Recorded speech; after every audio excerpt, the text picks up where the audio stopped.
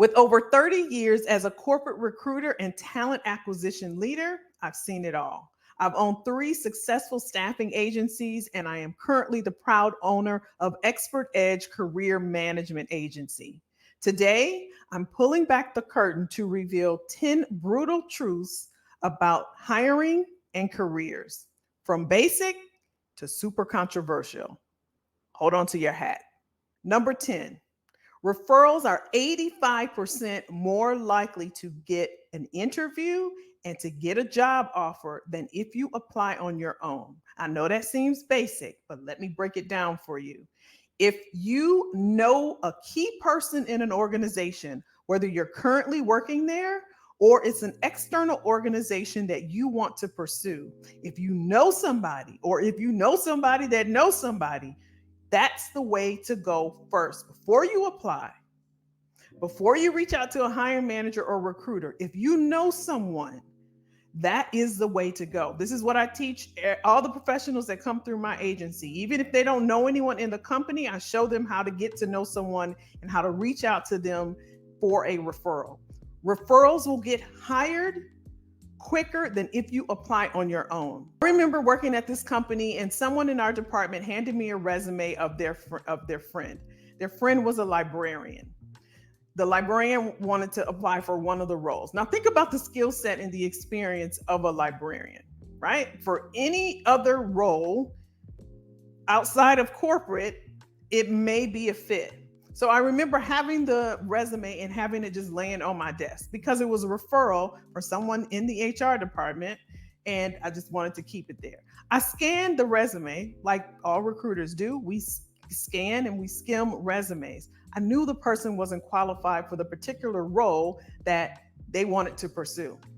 Week or two go by, the person comes back to me and say, "Hey, my friend said that they hadn't heard anything. Were you able to pass that resume on?" I share with them that, we're looking for this skill set and this experience, and the person probably not going to be the best fit for the role. They told me I already reached out to the hiring manager and they're expecting the resume. Okay. I sent an email and said, "Hey, so-and-so came to me, wanted me to share this resume with you." Long story short, the person not only received an interview, but got the job. Case in point, if you have or know of someone that is in the job or in the company that you want to pursue, reach out to that person. Number 9, the value of a resume. I've heard it all from I can do it myself. I'm going to use ChatGPT. I haven't updated it in 20 years. I'm not sure what to do. You tell me. I've heard of it. There's value in your resume. This is your first interview, not when you have the pre-screen with the recruiter. That's not your first interview. Your interview is when the recruiter is looking over your experience, your skill set, your highlights, your successes, your outcomes, your achievements. And the only way they can do that is from your resume. If you have experience and depth of knowledge, meaning that your knowledge is deep in your particular field, in your particular industry, your resume should speak to that. It should have depth. It should have structure. It should be formatted. It should not have a bunch of content, but a lot of context. There's a difference in just a simple resume. This is very revealing of the person that wants to pursue that opportunity. When you submit your resume, when you hand someone your resume, you are sharing a piece of you. This is all you have for the person that's going to see it that does not know you. This is all you have to introduce yourself. I cannot tell you how many people, thousands upon thousands upon thousands of professionals that wing it with their resume. I cannot tell you how many hiring managers have talked to me about grammar, have talked to me about legibility, have talked to me about formatting, have talked to me about no skills, no experience, no knowledge, no skill set. Nothing on the resume that would entice or impress a hiring manager. That resume is the key to the door that you want open. Do not take it for granted. Do not dismiss it. as if it were something that you can just throw to the wayside. If you are using a resume that you used when you first got the job that you currently have, and it's been a decade, 5 years, 2 years, 3 years, and you haven't updated it, this is something that you want to work on immediately. How many times does your phone get updated? How many times do you have to plug up your phone at night, or it asks you if you want to update it later? How many times does your computer get updated? How many times do you get your hair cut, or how many times do you go to the salon to get refreshed, to get updated? If you haven't touched that resume, this is a sure sign of how much you care about your career. Number 8, hidden job market. This is the main reason why I jumped out here online to talk about recruiting, is because I heard someone talking about the hidden job market as if it was this secret tunnel, this secret place where people go to find jobs. That cannot be further from the truth. And I get fired up about this. There is no such thing. I will say this though. This is what it is labeled as. And what I'm talking about is jobs that aren't posted externally, jobs that are discussed amongst professionals and decision makers and recruiters that aren't necessarily posted outside or to the public. These are the quote unquote hidden jobs. This is another case in point about referrals. And also, I'll touch on network as well. So, you want to know people that are on the inside of where you want to be so that they can share with you these hidden job opportunities. Every job that an organization has, that a department has, isn't posted. And if you've been in corporate America any time, you know this for a fact. You may have been at work one day and someone got a promotion, or someone's title changed, or someone received a spot bonus or a developmental increase, and you're wondering what they did. How did they get that role? How did they get that title? I didn't see it posted. You went on the intranet, your internal job posting, internal website, and it wasn't there. These are the hidden jobs. At work, you want to know the key people in your organization. You want to keep your ears to the streets. This is how you learn about these hidden job opportunities. There's a strategy that I share with the professionals that I coach, how to stay connected, how to stay plugged in. Just like your lamp, just like your lights at home, you want to stay plugged in so you have access to these hidden jobs. Let's move on. Number 4, age. This is one of the biggest concerns that I hear from midlife professionals is age discrimination. Is there a such thing? Absolutely, hands down. Would never say that that is not the case. How do you combat age discrimination? First, let me start by saying it's not going away. Once you can wrap your mind around that, once you can let that go, then you can move on. The more you focus on the issue, the problem, and less on the solution, the more challenge you're going to have in pursuing new opportunities. There is age discrimination. That's settled. Here's what you want to do about that. And here's the reason why that is. It's very telling when a decision maker, or if I receive a resume and you have 20 years of experience, 3 pages, I already know your age. I can make a guesstimation of your age. I had a client that provided me with a 4-page document and did not want to remove anything from the resume. To this day, that person is still looking for a job. And this was back in February. They did not want to remove. And this is the suggestion that I provided to this professional, didn't budge. And they're still looking for a job. Has the experience, has a huge depth of knowledge, has a great set of skills and experiences.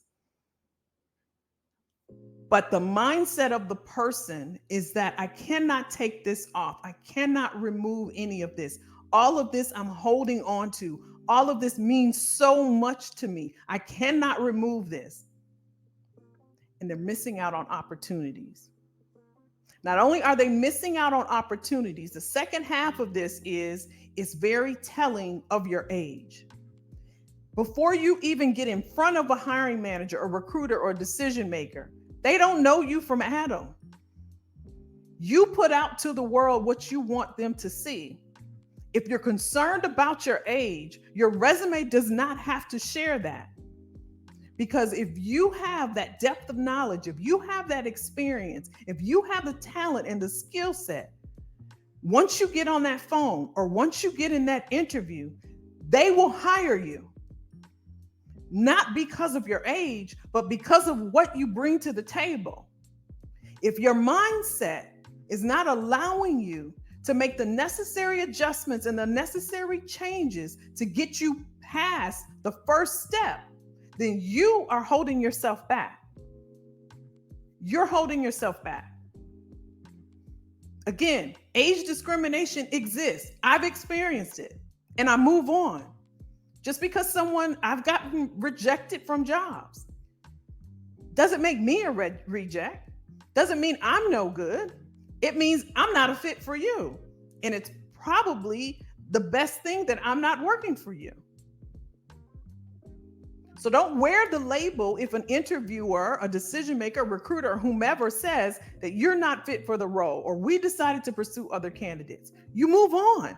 If you stay in that space and you allow it to get in your spirit and get in your mind, you'll wear that label like that you are a reject. And that's how you'll enter into your next course of action. Because your belief determines your behavior. If you believe that a train is coming, you're going to behave and stop. Your belief determines your behavior. If you believe that you're rejected and nobody will hire me and it's because of my age and I'm overqualified and I'm going to be lowballed and they're not going to value me, that's going to determine you not applying for jobs because this is what you believe. I can't tell you how many times I work with professionals and once we redo all of their documents and they can see themselves on paper, updated, refreshed, vibrant, modernized, it brings a level of confidence that, you know what? I do have a lot of experience. I do have a lot of value. I do have a lot that I bring to the table. Most of the time, it's up here. It's up here. So yes, there's age discrimination, but how you respond to it will determine your opportunities. Number 5, while we're on age discrimination, let's talk about diversity as well. In recruiting, there is diversity quotas. I don't care what anyone tells you. I've been there. I've measured it. I've looked for it. I've had to hire for it. There are quotas. And since this affirmative action has taken place, the DEI and belonging and all of that has taken a back seat. You don't hear it as much as you used to, do you? There are quotas that have to be met. What you have to determine, and diversity is not just about your race or ethnicity. It could be your gender. It could be your sexual orientation. There are quotas for every organization. You can either use that to your advantage or you cannot. Totally up to you. There are quotas and there are ways that you can figure out in your particular area, in your particular field, in what you do, if you would be a good fit. If you determine that, I know that there aren't any women in this department here, I'm going to go for this role. There are strategies that you can use and that you can leverage to get opportunities and use your diversity to your advantage. Again, it's right here. It's about the mindset. It's about how you think about things. Has there been discrimination based on diversity issues? Absolutely. Absolutely. But again, it's about how you think about it. Now, there are diversity quotas and numbers that have to be met in every talent acquisition department business unit. They have numbers, they have a pipeline of talent that has to be a percentage of that pipeline, meaning candidates just think about candidates in a bucket, right? So many people in that bucket have to be diverse. There's a percentage, there's metrics that are done. That's why there's a DE&I department at most organizations.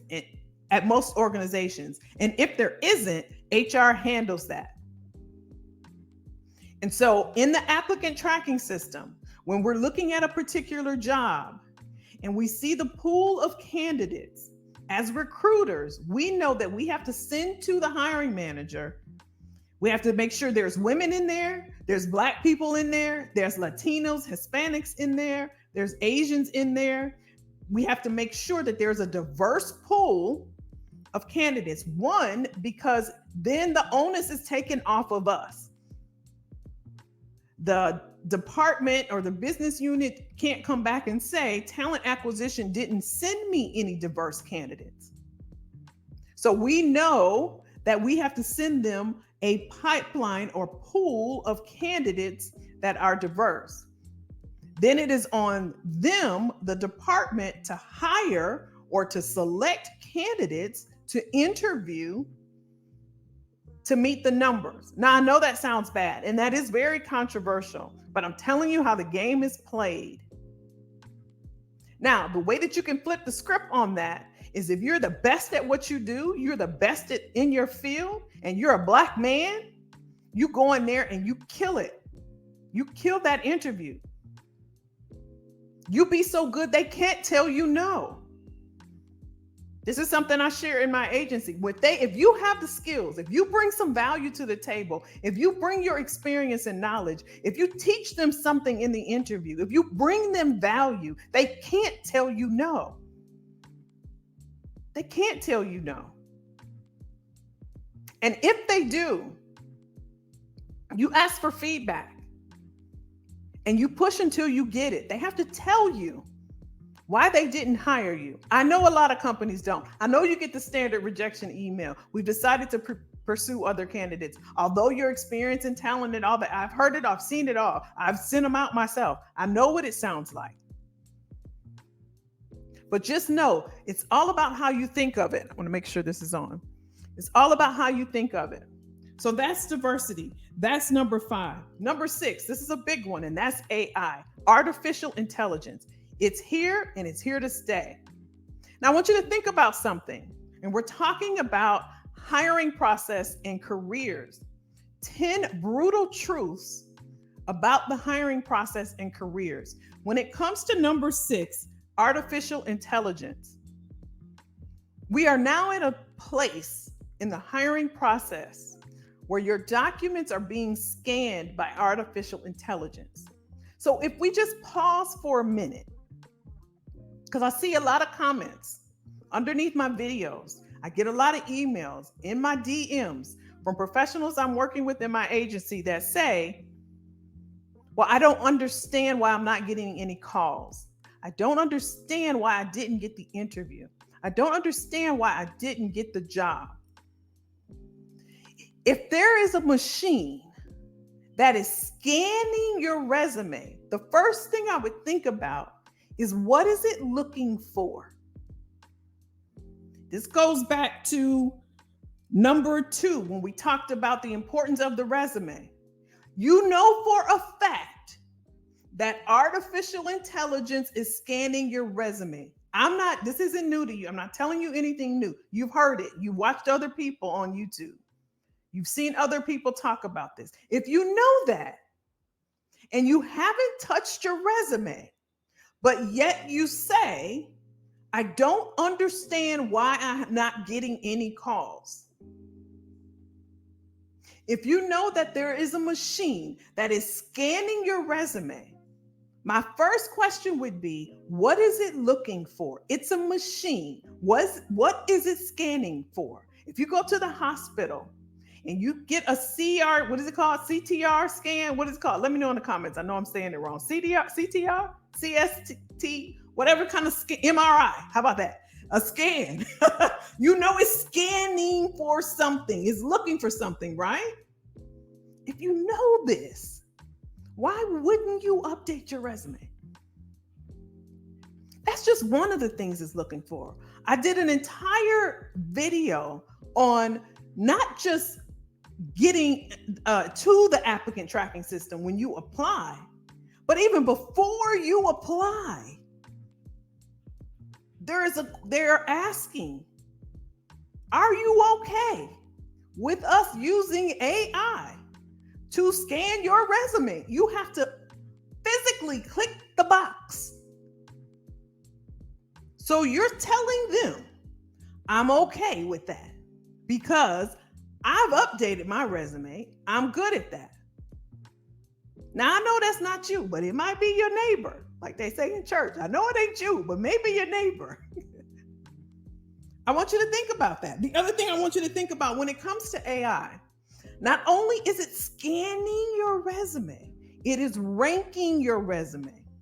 This is a machine, not a human, not a person with eyeballs, not a person with a mind, not a person that has experience in recruiting, that knows the nuances and knows how to look for certain things and knows how to scan to look for what it's looking for and what the hiring manager told the recruiter it needs. It's a machine. So it's very specific in what it's looking for. You know it's going to scan it for certain words, certain phrases, certain tools. Then it's going to rank you. It's going to say, hey, Kelly, you don't have to look at 250 resumes. Here's the top 5. If you know this, how do you make yourself one of those top 5 or top 3, or better yet, number 1? So instead of saying, nobody's calling me, I would think about, why isn't anyone calling me? Where is the disconnect? There's a bottleneck somewhere in my career system, in my process of looking for a new opportunity. Even if it's, and I'm skipping around now, this is actually number 9, but I'm going to jump down to, even if it's for the internal hiring, you have to submit a resume, unless, if we hop back to number 1, you were referred. This is the importance of that resume. Now, keeping it with AI, you know that it's a machine. I'm telling you that it's a machine. We did a whole month on AI.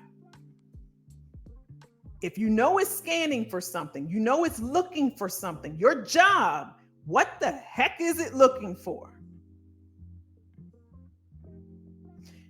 There's even AI that will interview you.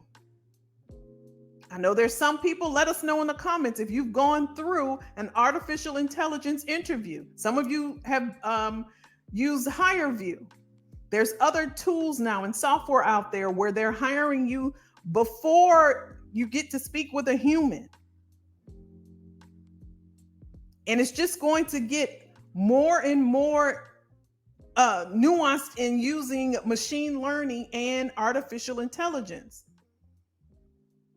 Some roles now, you go through the whole process with a machine.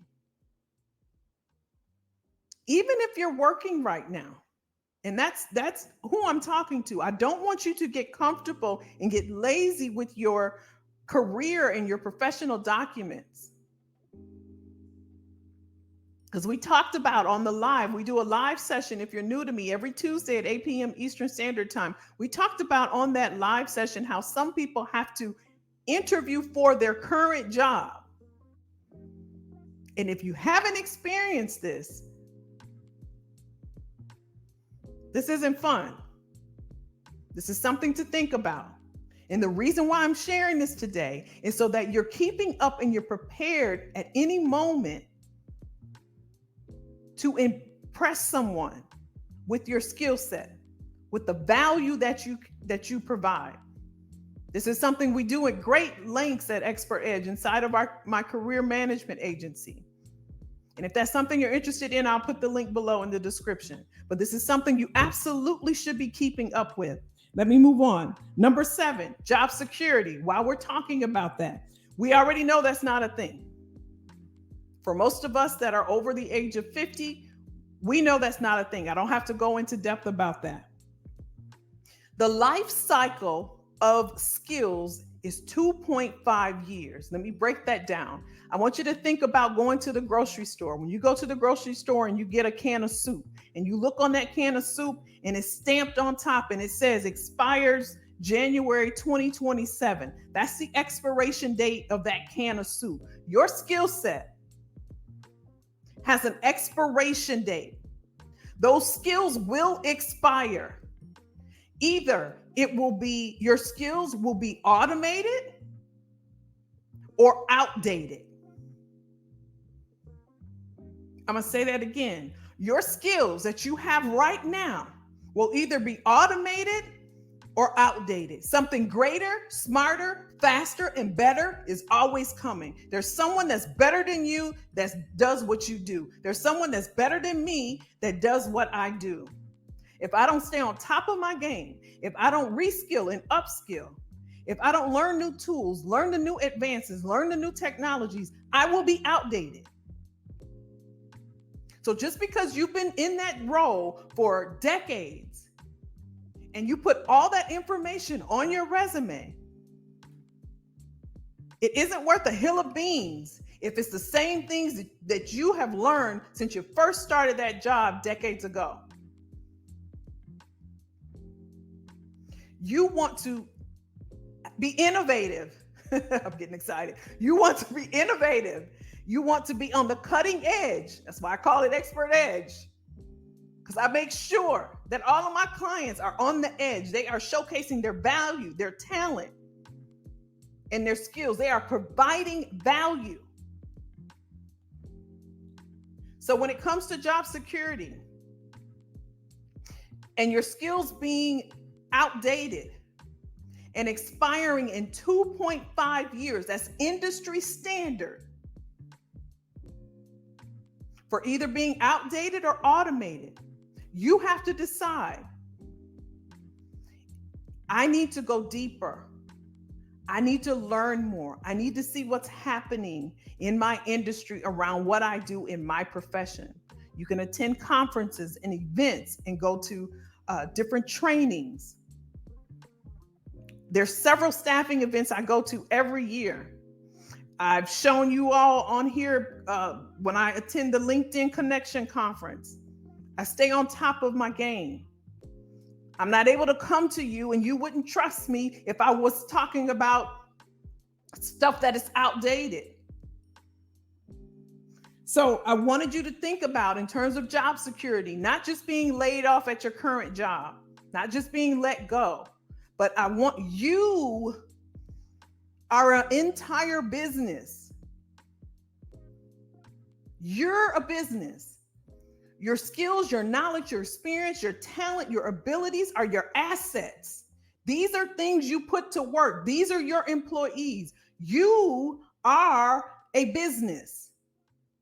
Put these things to work. Your assets are your resume, your portfolio, your website, your LinkedIn profile, your cover letter. Put them things to work.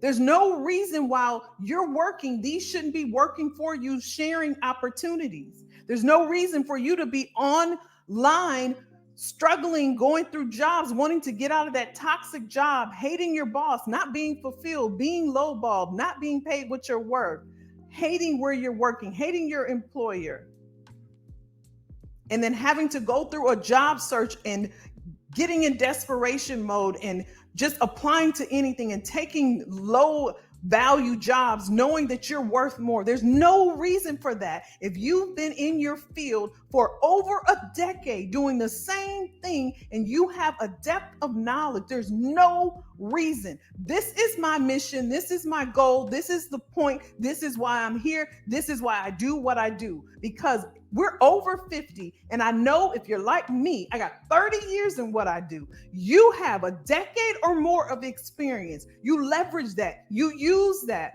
to the best of your ability. But if you're sitting there in routine mode, doing the same job over and over and over again, and not reskilling, not upskilling, not getting any updates, not writing down anything that's happening in your career, you're setting yourself up. I'm just going to say it. You're setting yourself up. I have worked with thousands and thousands of professionals who have come to me crying, and I had a client who wouldn't even, I know people don't get on camera, but she would not get on camera because of the trauma that she was experiencing at work. Her self-worth, it was non-existent. She could not even go to apply to positions because of how traumatized her work environment was. To this day, and I don't even want to get emotional thinking about her, she will send me messages thanking me. Not to brag on me. That's not what I'm doing right now. And it wasn't me. She's worked with a therapist. She's worked with other people. But I'm telling you, I'm sharing this with you just to share how traumatic I know work can be. I experienced it for myself.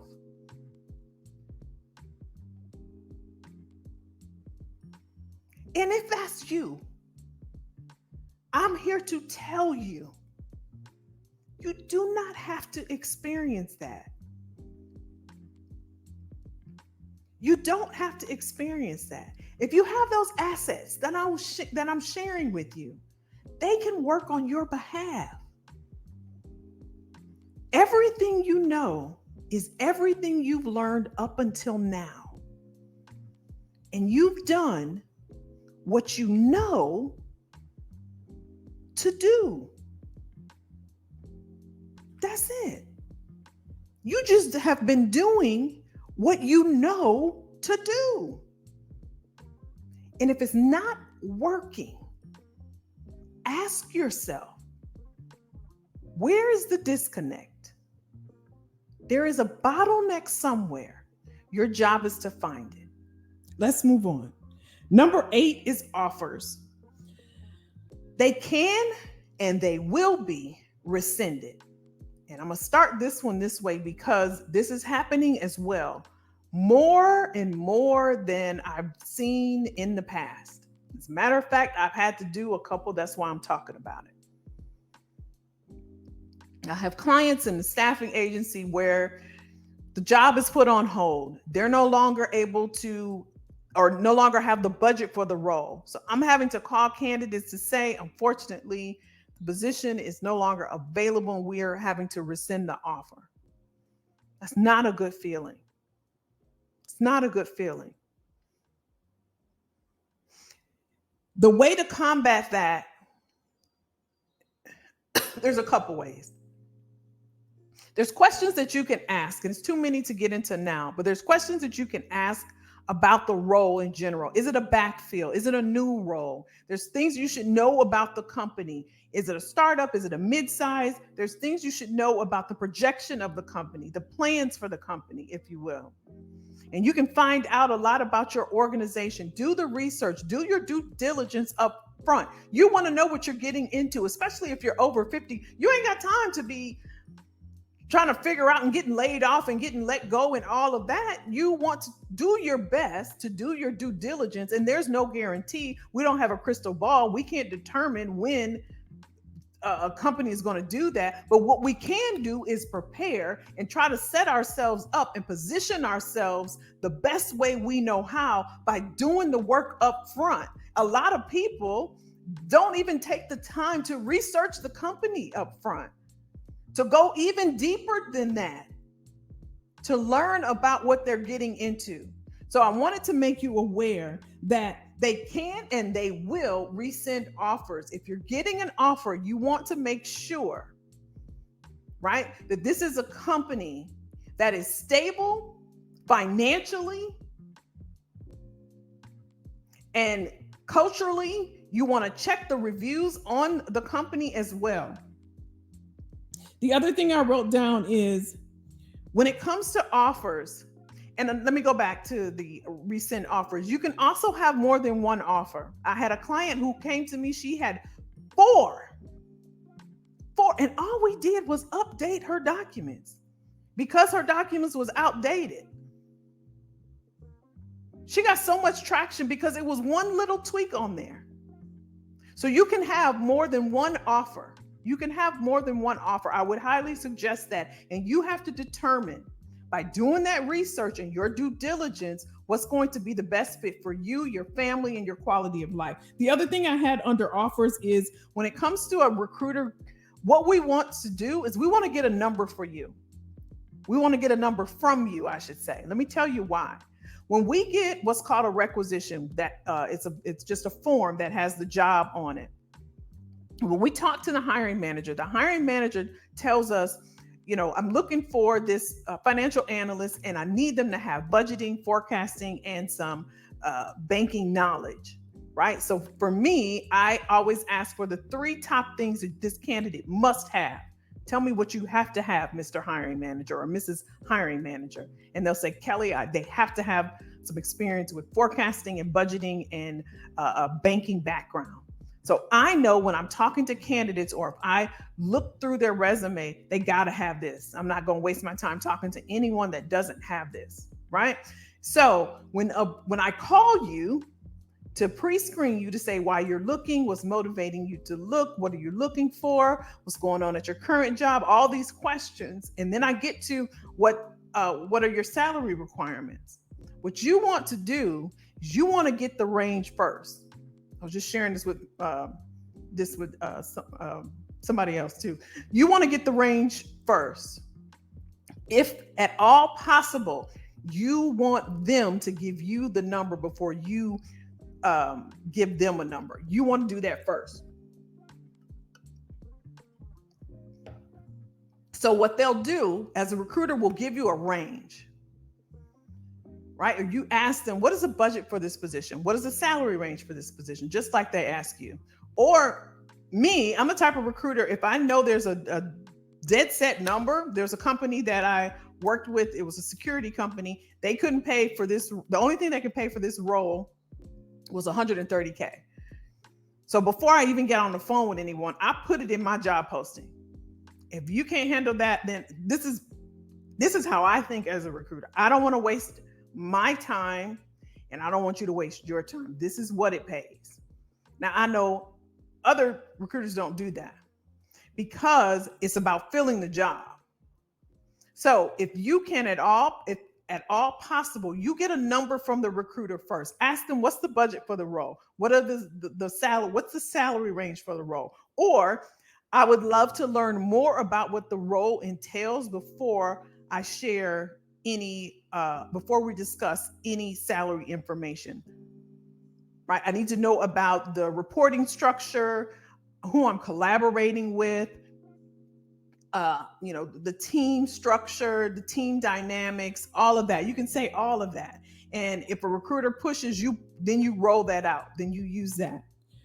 Number 9, we talked about this a little bit, and this is internal hiring. And I shared with you about the internal, when you're applying internally and keeping your resume up to date. And typically when it comes to internal hiring, in my experience, it's always been someone on the team that the hiring manager already knows, likes, and trusts. Typically. So if, let's say I wanted to apply to a finance role, and it's someone already in finance that wants to apply for the role.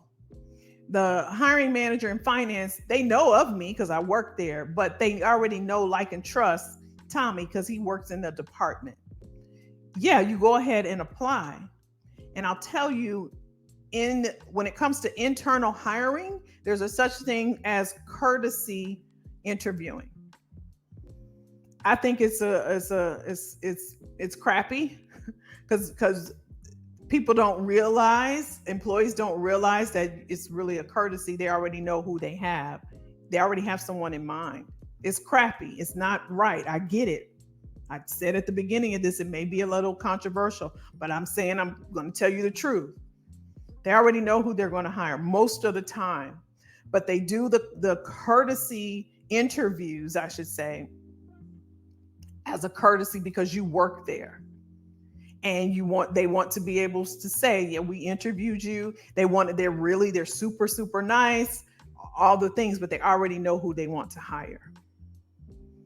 I remember there was a role in recruiting, and I can see right now being in this office, and they're saying apply, apply, apply, apply, and I didn't want to apply. I didn't want to apply. I knew the game. I know the game, but I'm a Black female. Remember, we talked about diversity, right? So I knew the game. I knew why they wanted me to apply, to be in the pipeline. And I know I didn't apply. If you're saying, did you apply? I didn't apply. So that's number 9. Number 10, LinkedIn. I know a lot of people don't like LinkedIn. I get it. I think maybe I don't get it. Let me take that back. Maybe because I've used it all my life, right? But here's what I share with my clients. It gives you the visibility, and we're in a digital age. You want to have digital presence. You want a profile that's updated. It shows, one, that you care about your career. 2, it works for you. Remember, we talked about those assets? It's attracting opportunities for you. You would be surprised once it's updated and it really captures the strengths and the accomplishments and the highlights of your career. You'll be surprised what shows up in your inbox, even if you're not looking. But it's really flattering to receive messages from recruiters and decision makers and hiring managers and stakeholders to say, hey, I like the work that you're doing, or tell me a little bit about what you do. You never know. And you will never know if you don't have a digital presence. LinkedIn is the number 1 professional platform, and I highly, highly recommend it. All right, I got that out. I wanted to share that with you. Let me know. Give me a thumbs up if you liked it. Leave me comments. Let me know what you thought of the video. Let me know which of these out of 10, hopefully I got my number in chronological order, so I got a little fired up. Let me know which one of these was an aha moment for you, or let me know which one was your biggest takeaway. Let me know that. Hit that like button if you like the video. Make sure you hit the notification bell. That way you're notified every time I upload a video. Thank you so much for watching. I'll see you in the next one.